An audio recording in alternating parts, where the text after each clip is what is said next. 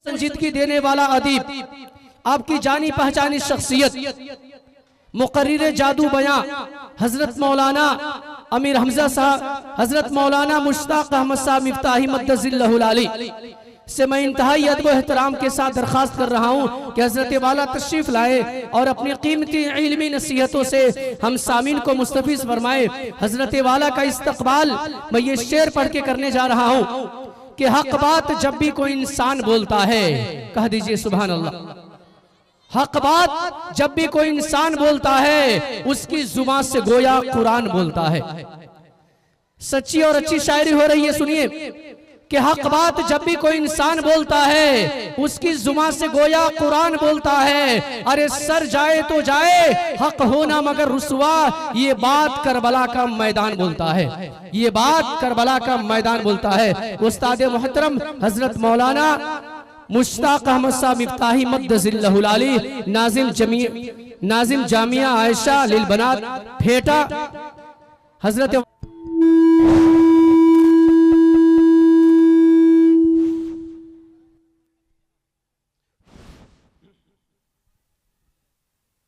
अल्हम्दुलिल्लाह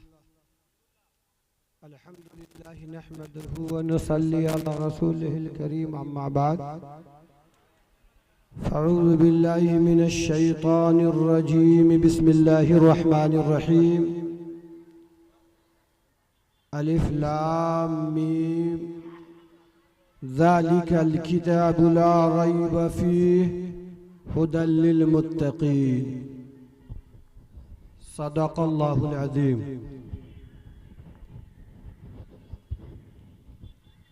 मुकर्रम व मोहतरम सदर जलसा,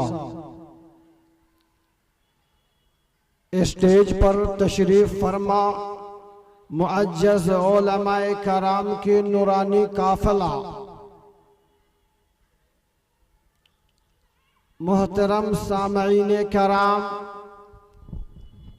बड़े अदब से, बड़े प्यार से, बड़े मोहब्बत से कुछ जबरदस्ती बैठे हुए सामईन कराम, अगल बगल में बैठकर सुनने वाली मेरी पर्दा नशीन माँ, बहनें, बहू, बेटियां और उठक बैठक करने वाले नौजवान, यहाँ वहाँ जहाँ तहाँ खड़े मुसलमान, अस्सलामु अलैकुम व रहमतुल्लाहि व बरकातुहू। किताबों में जो अफजल है उसे कुरान कहते हैं। किताबों में जो अफजल है उसे कुरान कहते हैं। बेशक उसे जिसने उतारा है उसे रहमान कहते हैं। उसे जिसने उतारा है उसे रहमान कहते हैं। सजा ले अपने सीने में जो इसके 30 पारों को, सजा ले अपने सीने में जो इसके 30 पारों को, जमाने भर में उसको हाफिज़े कुरान कहते हैं। जमाने भर में उसको हाफिज़े कुरान कहते हैं। मेरे मोहतरम, कोई लंबी चौड़ी बात नहीं होगी, बस थोड़ी देर के बाद आपके सामने बड़ा अच्छा खुशनुमा मंजर होने आने वाला है। अभी आपके सामने बच्चों के सरों पर, हुफ़्फ़ाज़े कराम के सरों पर क्या उलमाए कराम, मशाइख़े इज़ाम के हाथों से उनके सरों पर पगड़ी बांधी जाएगी। अरे देखने में तो वो कपड़े की पगड़ी होगी, लेकिन मैं कहता हूँ कि बड़ी जिम्मेदारी की पगड़ी होगी। कल की जो पहली खबर और पहली न्यूज़ होगी कि पढ़े लिखों के जमात में 7 आदमी बढ़ गए और जाहिलों के जमात में से 7 आदमी घट गए। आज की ताजा खबर, शैतान रो रहा होगा, शैतान परेशान होगा।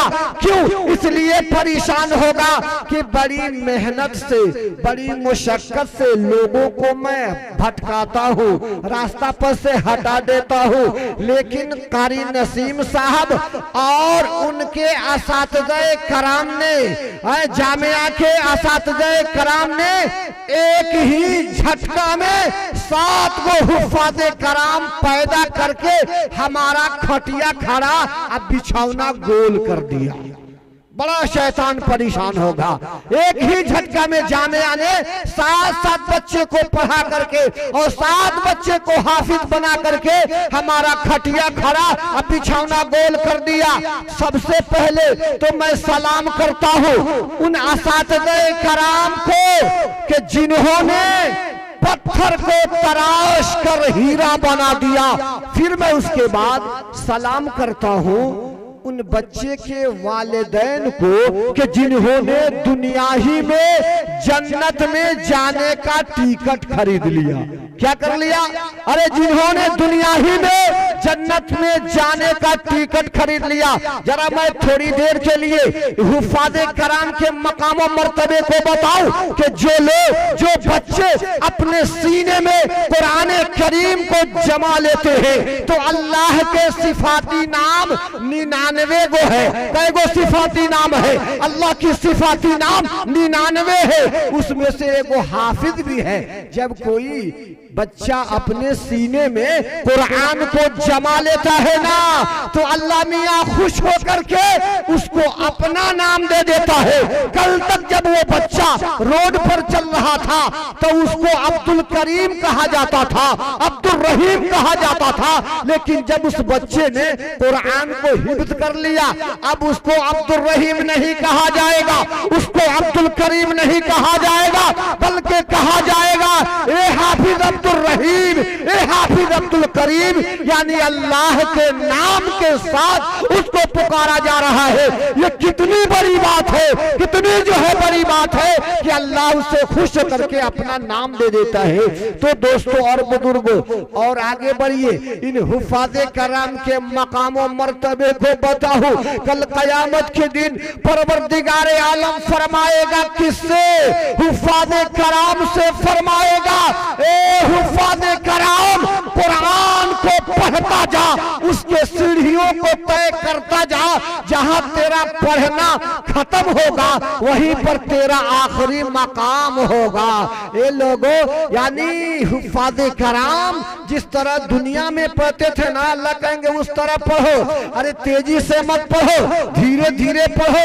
अब ये हुफ़ाज़े कराम पढ़ते जाएंगे और जन्नत की सीढ़ियों को तय करते जाएंगे। ये तो हुफ़ाज़े कराम का मकाम है। क्या उनके वालिदैन को भी कुछ मिलेगा? हाँ हाँ, हुफ़ाज़े कराम के वालिदैन को भी मिलेगा। क्या मिलेगा? यानी हुफ़ाज़े कराम के माँ बाप को क्या करेगा? अल्लाह अपने हाथ से ताज पहनाएगा। कौन? अल्लाह मियाँ अपने हाथ से। अल्लाह का हाथ कैसा होगा वही जानता है। अल्लाह तबारक व तआला अपने हाथ से हुफ़ाज़े कराम के माँ बाप के सर पर, खाली बाप को नहीं, अरे माँ को भी ये मकाम मिलेगा। अल्लाह रब्बुल इज्जत हुफ़ाज़े कराम के माँ बाप के सर पर एक ऐसा ताज पहनाएगा जिसकी रोशनी के सामने सूरज की रोशनी भी फीकी पड़ जाती है। लोग देखेंगे तो कहेंगे ये अल्लाह, ये कौन लोग हैं? ये रसूलों की जमात तो नहीं, ये शोहदा की जमात तो नहीं, ये पैगंबरों की जमात तो नहीं, ये सिद्दीकीन की जमात तो नहीं, ये उलमा की जमात तो नहीं, ये मुफस्सिरीन की जमात तो नहीं, ये मुहद्दिसीन की जमात तो नहीं। जवाब मिलेगा नाना, न ये अंबिया की जमात है, न रसूलों की जमात है, न पैगंबरों की जमात है, न सिद्दीकीन की जमात है, न मुहद्दिसीन की जमात है, न मुफक्किरीन की जमात है, बल्कि ये वो लोग हैं, ये वो लोग हैं कि जिन्होंने अपने बच्चे को कुरान का हाफिज बनाया। ये कुरान के हाफिज के माँ बाप का ये मकाम है कि अल्लाह रब्बुल इज्जत अपने हाथों से उसके माँ बाप के सर पर ऐसा ताज पहनाएगा जिसके सामने सूरज की रोशनी भी फीकी पड़ जाएगी।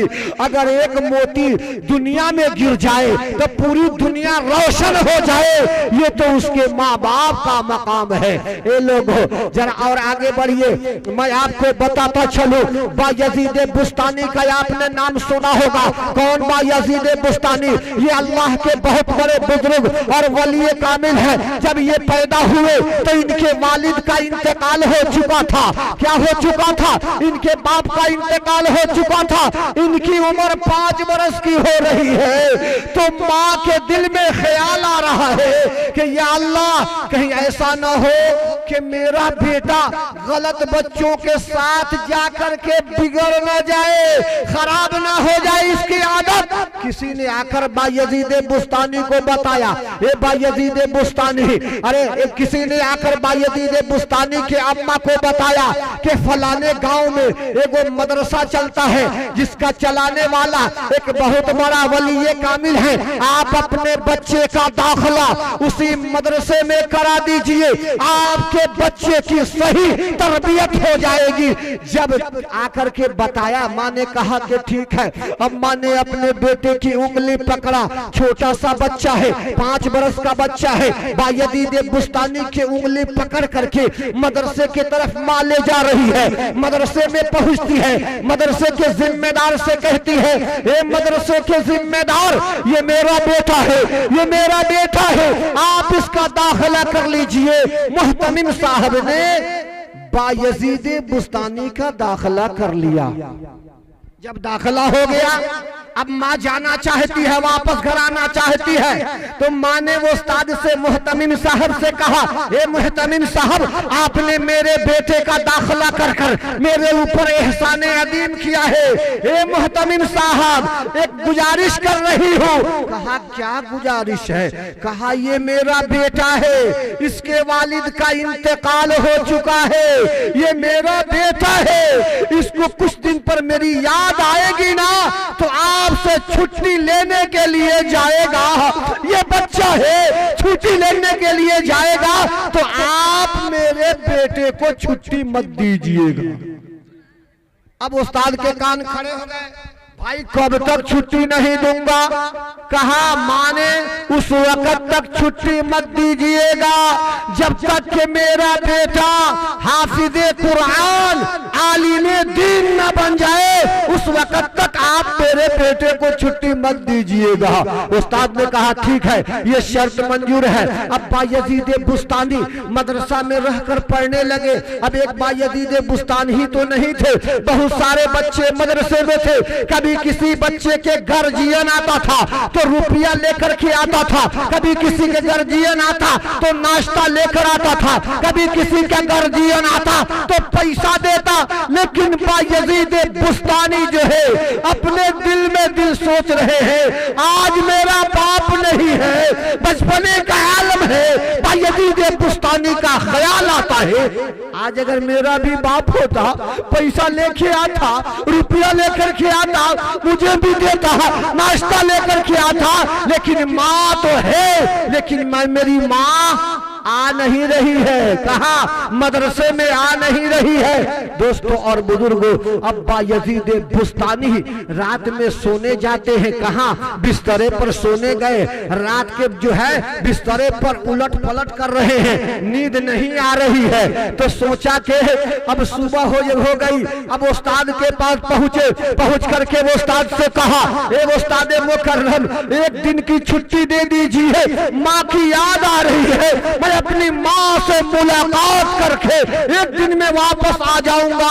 अब उस्ताद को ख्याल आया, कहा माँ ने जो गुजारिश किया था, माँ ने कहा था छुट्टी मत दीजिएगा, और छोटा मासूम बच्चा है ये छुट्टी मांग रहे हैं। कभी वो उस्ताद माँ की जो है माँ की बताई हुई और माँ से गुजारिश जो किया था, जो शर्त लगाई थी, उसके तरफ जो उस्ताद की निगाह जा रहा है, तो कभी मासूम बच्चे के चेहरा को उस्ताद देख रहा है। लेकिन ख्याल उस्ताद ने वो तदबीर लगा दिया। क्या तदबीर लगा दी कि ए बेटा सुनो, मैं तुमको छुट्टी जरूर दूंगा, लेकिन एगो बात है। कहा बात क्या है? कहा कि मैं सबक दे रहा हूँ, अगर शाम तक सबक सुना दोगे मैं छुट्टी दे दूंगा।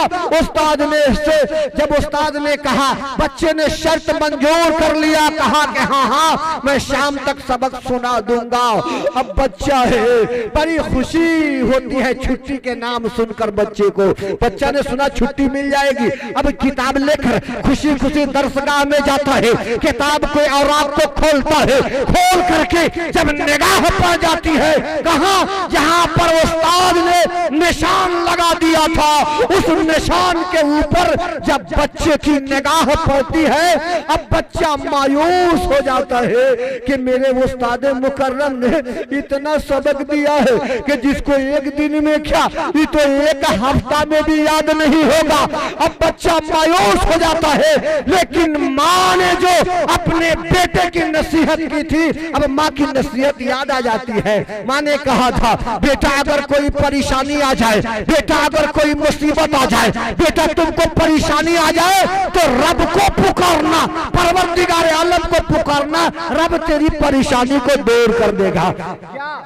माँ ने नसीहत किया था, इसलिए बहुत सारे गार्जियन लोग मौजूद हैं, वो भी आए हुए हैं। अब गार्जियन आए हैं तो बच्चों की तरबियत कैसी करनी चाहिए?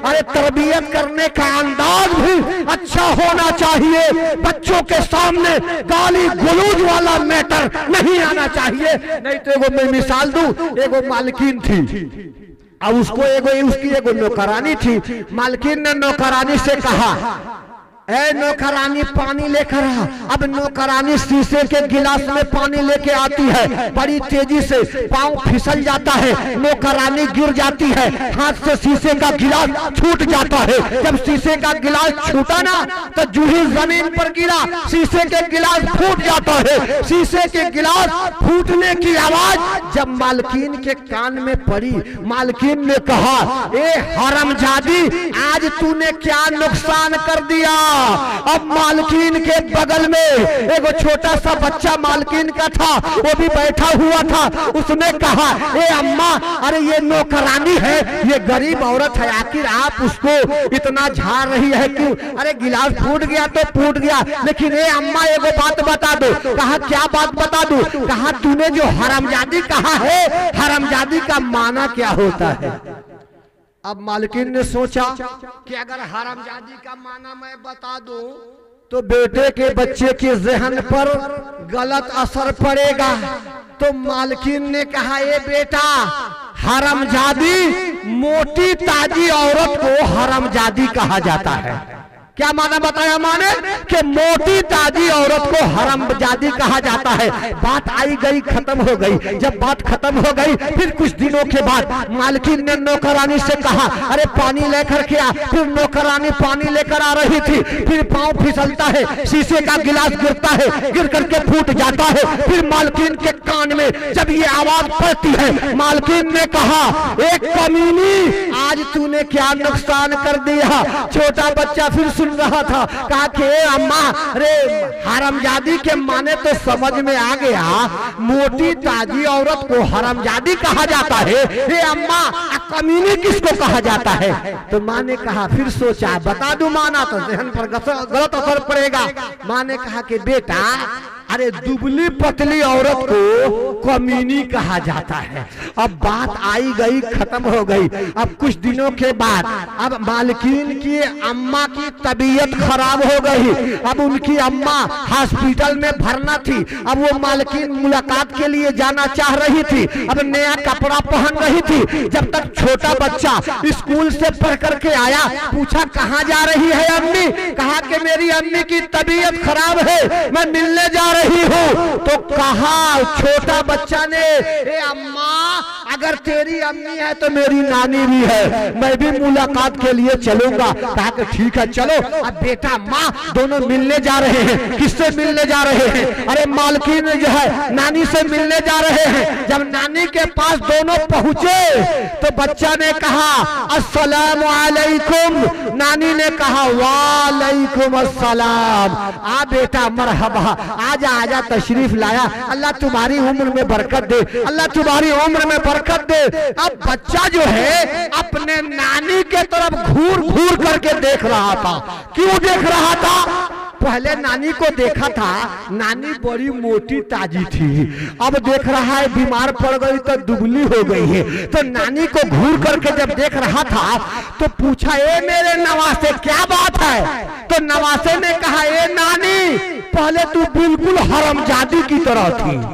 क्या कहा? ए नानी तू पहले बिल्कुल हरामजादी की तरह थी। तो नानी ने अपनी बेटी से कहा, ए बेटी देखो ना ये क्या कह रहा है। कहा, ए अम्मी बताओ तो सही, नानी पहले हरामजादी की तरह थी कि नहीं थी? अब बिल्कुल कमीनी हो गई है।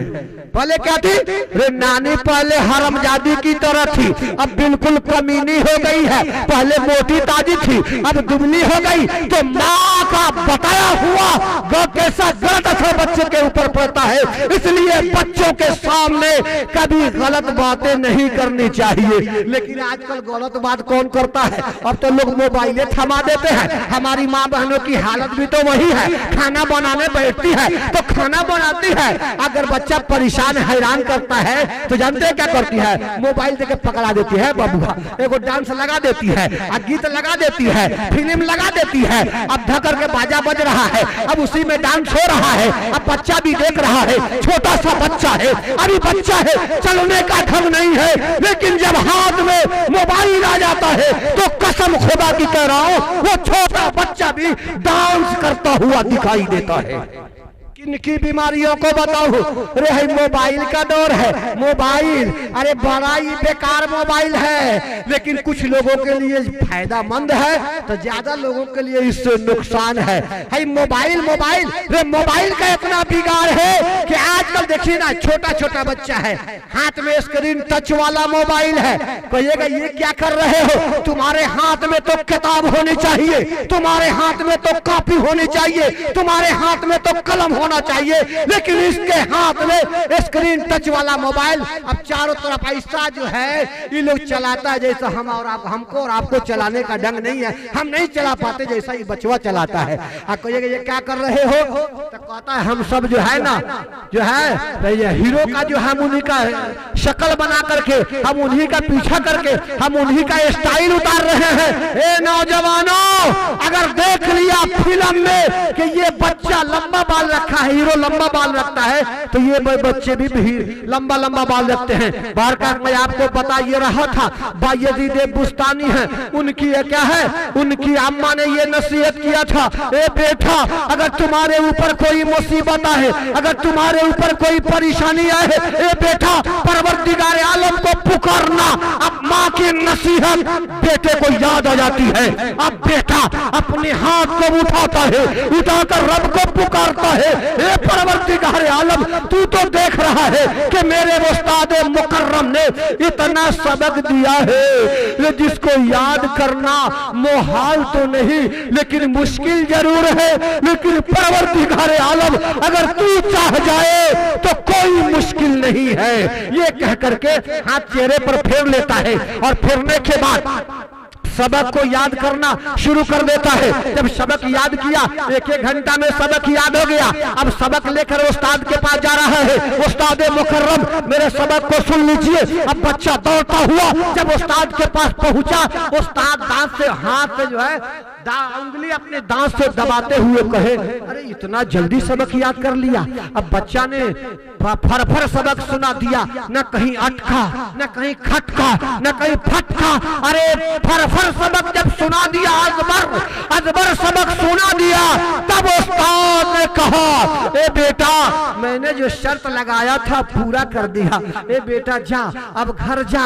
अब वो बेटा कहाँ जा रहा है? छुट्टी मिल जा रही है, घर जाने की तैयारी कर रहा है। अरे ये बच्चे हैं, जब रमजान का महीना, रमजान के छुट्टी से पहले, यानी जब छुट्टी के रात आ जाए और इनको पता चल जाए कल छुट्टी होने वाली है, तो रात भर ये बच्चे सोते नहीं हैं। इधर का सामान उधर, इधर का लफड़ा उधर, उधर का लफड़ा इधर। अब बायजीद बुस्तानी है, बचपने का जमाना है, छुट्टी मिल जा रही है, रात भर सोते नहीं, सुबह होती है। अरे वही तदीर का रास्ता है, और रास्ता पकड़ करके रोते हुए और हंसते हुए ये बात जहन में आ रही है, घर जाऊंगा, मेरी माँ मुझे गर्म खाना पका कर खिलाएगी, मेरी माँ मेरी पेशानी पर बोसा देगी। अब ये कहते हुए अब ये बच्चा कहाँ घर पहुंचता है तो देखा दरवाजा बंद था।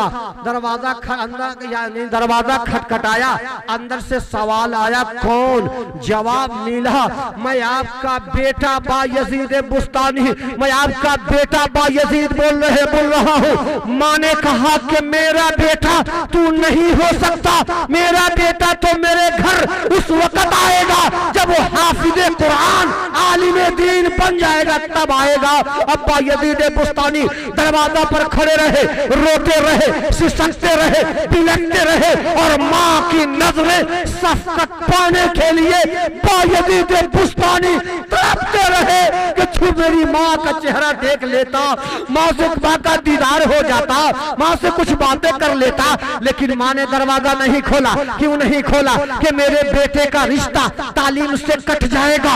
अब यही बात सोच करके बायजीद बुस्तानी ने दिल में ख्याल किया कि मेरी माँ दरवाजा नहीं खोलेगी। अब घर से वापस आ रहे हैं, मदरसा के ग्राउंड में जब दाखिल हुए तो जब दो उस्ताद ने दूर से देख लिया, कहा क्या बात है, ए बेटा तू घर नहीं गया था? कहा कि उस्ताद मोहतरम आपने तो छुट्टी दे दिया था, मैं घर तो जरूर गया था, लेकिन ए उस्ताद मुकर्रम मैं घर जरूर गया था, लेकिन मेरी माँ ने यूं कह करके दरवाजा खोलने से इनकार कर दिया कि बेटा तेरा रिश्ता तालीम से कट जाएगा। लिहाजा मैं दरवाजे पर खड़ा रहा, रोता रहा, सिसकता रहा, बिलखता रहा, और माँ की नजरें शफकत पाने के लिए उस्ताद मुकर्रम दरवाजा पर खड़ा रहा, घंटों खड़ा रहा। माँ ने दरवाजा नहीं खोला, मैं वापस आ गया। अब उस्ताद ने बच्चों की आंख में आंसू देखा। अब उस्ताद भी तो अपने औलाद से ज्यादा अपने शागिर्दों को मानता है।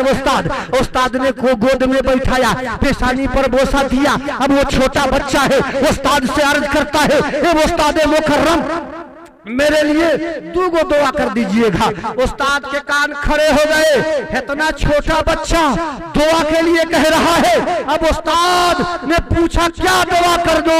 अब छोटा बच्चा है, उसने कहा उस्ताद मुकर्रम एगो दुआ कर दीजिए कि मेरी माँ जो मुझको बनाना चाहती है, मेरी माँ की जो ख्वाहिश है कि मेरा बेटा आलिम बन जाए, मेरा बेटा हाफिज बन जाए, मेरी माँ जो मुझको बनाना चाहती है मैं बन जाऊं। और फिर दूसरी दुआ ये कीजिए, मेरी माँ है ना दूसरे के घर में मजदूरी करती है, पूरी हो गई है, दूसरे के यहाँ काम काज करके अपना गुजारा करती है, कहीं ऐसा ना हो कि आलिम और हाफिज बनने में 10-15 साल का वक्त लगेगा। ये उस्ताद मुकर्रम मैं आलिम और हाफिज बन करके जाऊं, अपने घर पहुंचूं तो मेरी माँ की उम्र वफा ना करे और कहीं मुझे देख ना सके। तो आप दुआ कर दीजिए कि मेरी माँ की उम्र में बरकत हो, अल्लाह इतनी बरकत दे दे कि जब मैं आलिम और हाफिज बन करके जाऊं तो मेरी माँ मुझे देख सके, मेरी माँ मुझे देख सके। अजीज़ान मोहतरम, अब मैं अपनी बात को 1-2 मिनट के अंदर में खत्म करना चाहता हूँ, क्योंकि सदर जलसा भी तशरीफ ले आए स्टेज पर। मैं पहले ये बता दूं कि बायजीद बुस्तानी की उम्र जब 21 साल की हो जाती है, मदरसा में 16 बरस एक ही गए, 16 बरस बायजीद बुस्तानी मदरसा में रह गए। अब रहने के बाद एक रात उस्ताद ने नमाज पढ़कर तहज्जुद पढ़ करके उस्ताद सोए थे, ख्वाब में अल्लाह के रसूल जनाब मुहम्मदुर रसूलुल्लाह सल्लल्लाहु तआला अलैहि वसल्लम तशरीफ लाए। लाने के बाद कहा, ए बायजीद बुस्तानी के उस्ताद, अल्लाह के यहाँ बायजीद को अल्लाह के यहाँ विलायत का, अल्लाह ने विलायत का मकाम दे दिया, लिहाजा ऐ बायजीद बुस्तानी के उस्ताद उसको छुट्टी भी दे दो और उसकी माँ की दुआ अल्लाह ने कबूल कर लिया और वो उसको छुट्टी दे दो, वो घर चला जाए। जब ख्वाब में देखा, अब उस्ताद ने सोचा भाई बायजीद किधर है, नमाज में जो है सो करके उठे तो देखते हैं कि बायजीद भी तहज्जुद की नमाज में पढ़ लगे हुए हैं। अरे उस्ताद कामिल तो शागिर्द भी कामिल होगा, वो नेक होगा, ये भी नेक। देखा उस्ताद तहज्जुद पढ़ने वाला तो शागिर्द भी तहज्जुद पढ़ने वाला। अब तहज्जुद में मशगूल थे बायजीद बुस्तानी।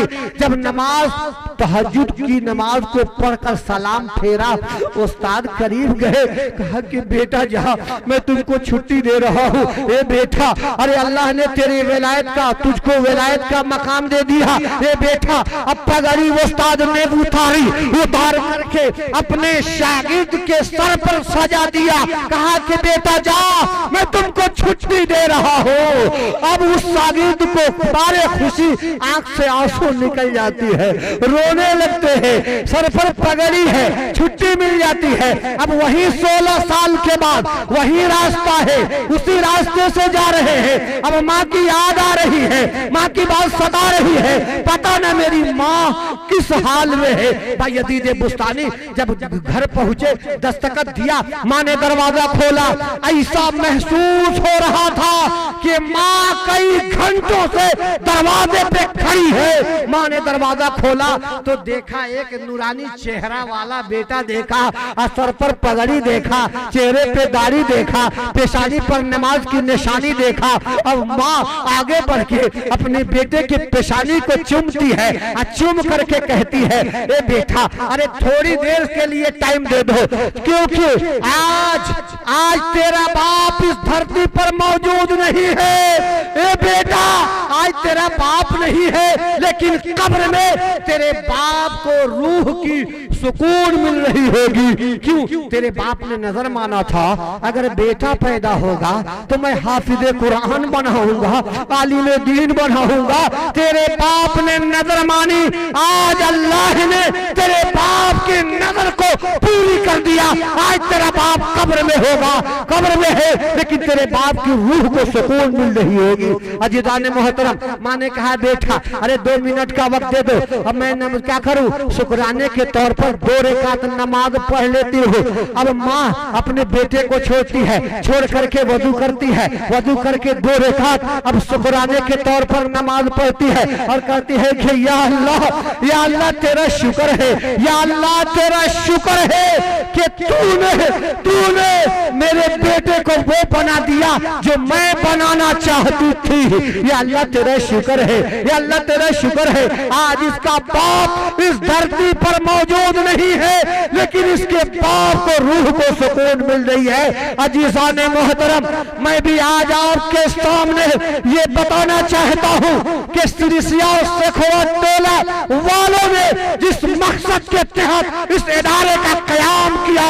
आज बहुत सारे बुजुर्ग यहाँ पर मौजूद नहीं है। अलहाज मौलाना मंसूर आलम साहब, इसी तरीके से अलहाज सेक्रेटरी जामिया जनाब मुखिया कलीमुर रहमान साहब, इसी तरीके से जनाब शौकत अली बाबू साहब, इसी तरीके से हाजी मोहम्मद अली साहब, इसी तरीके से हाजी हैदर अली साहब, ठीक इसी तरीके से खलीफा और जनाब मोहम्मद इसराइल बाबू, ऐसे लोग नहीं है। मास्टर तौहीद साहब नहीं है, मकबूल वो जो है जनाब मास्टर अब्दुल वहीद साहब, अब्दुल मजीद साहब शहीद बाबू इस दुनिया से जा चुके हैं, लेकिन उन लोगों ने इस इदारे का कयाम इसलिए किया था कि इस इदारे से क्या निकलेंगे, हुफ्फाज़े कराम निकलेंगे, हाफिज़े कुरान निकलेगा, आलिम दीन निकलेगा।